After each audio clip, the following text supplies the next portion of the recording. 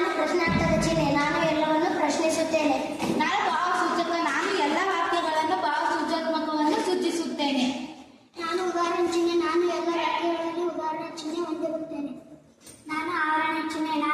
ನಾನು ವಾಕ್ಯಗಳನ್ನು ಆವರಣದಲ್ಲಿ ಇಟ್ಟುಕೊಳ್ಳುತ್ತೇನೆ. ನಾನು ಎಲ್ಲ ವಾಕ್ಯಗಳಿಗೆ ವಿವರಣೆಗಳನ್ನು ನೀಡುತ್ತೇನೆ. ನಾನು ಸಮಾನಾರ್ಥಕ ಚಿಹ್ನೆ. ನಾನು